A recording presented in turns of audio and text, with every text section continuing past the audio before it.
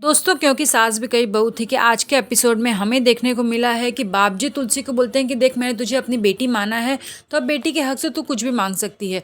वो बोलती है कि अब मैं आपसे झूठ नहीं बोलूँगी कि मेरे पास भगवान का दिया सब कुछ है, लेकिन मैं अभी कुछ भी नहीं मांगना चाहती हूँ, मैं शादी के बाद ही मांगूंगी। वो बोली नहीं, अभी शादी में बहुत ही टाइम है, तू मांग लेना चाहिए, तो हम एक कमरे में बैठ कर बात कर लेते हैं। तो उन लोग एक कमरे में जाते हैं। तभी तुलसी बोलती है कि बाप जी मुझे थोड़ा सा टाइम चाहिए कर्जा चुकाने के लिए।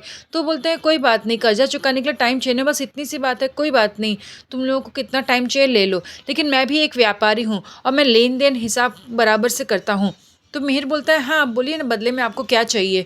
तो बोलता है कि मेरी पोती को तुम्हारा देव पसंद आ गया है। तो वो बोलती है कि बाप जी आप जो बोल रहे हैं सही बात है, और हमारे सौभाग्य की बात है कि आपके घर में हमारा रिश्ता जुटेगा, लेकिन फिर भी इस मामले में मैं देव से पूछना चाहूँगी।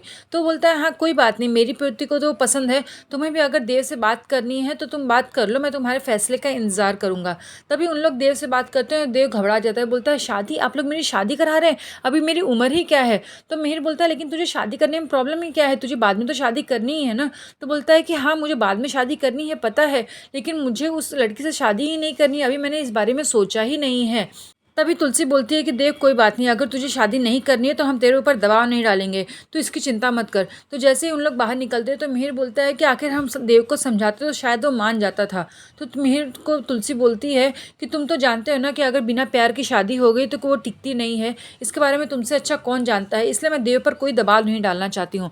ये सारी बातें नोएना सुनती हैं। तभी उन लोग जाते हैं शादी के मंडप में, शादी की तैयारी होती रहती है। तभी नोएना देव को अपने कमरे में बुलाती है। देव वहाँ पर जाता है तो बोलता है कि तुमने मुझे इस तरह से मैसेज में क्यों बुलाया। तो बोलती है कि मैंने तुम्हारे भले के लिए बुलाया है। तो वो बोलती है कि तुमने शादी के लिए इनकार क्यों किया। तो देव बोलता है कि मैं उस बहन जी से क्यों शादी करूंगा, उसके कपड़े देखे हैं, वो पूरी बहन जी लगती है। तो बोलती है बस तुम इसलिए शादी से इनकार कर रहे हो, अरे शादी के बाद में उसे अपनी तरह से चेंज कर देना ना। तुम्हें ये नहीं समझ में आ रहा है कि इतने बड़े घर में तुम्हारी शादी हो रही है, तुम यहाँ के प्रिंस बन के रहोगे। तो बोलता है क्या मैं शादी के बाद में इस घर में रह सकता हूँ।